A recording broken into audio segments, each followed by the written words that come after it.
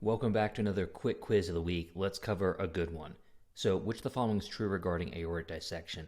Choice A, Marfan patients have up to a 25% risk of aortic dissection. Choice B, transesophageal echo is the most accurate test for aortic dissection. Choice C, pulse deficit is going to be the most reliable exam finding. Or choice D, blood pressure difference between each arm is highly sensitive for aortic dissection. Ponder this one for a second.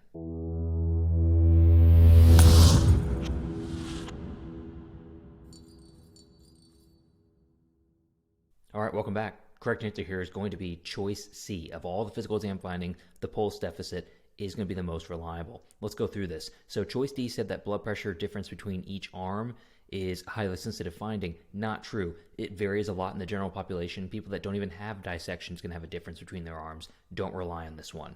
Choice A said that Marfan's patients have a 25% risk. Much scarier, up to a 50% risk actually. And of course, choice B, transesophageal echo being the most accurate test in the ED, not true at all. CTA aorta is going to be the gold standard. That's your go-to test. Get that first. For more medical info, join EM Rapid Bombs. You can click right below. Check it out. Thanks again.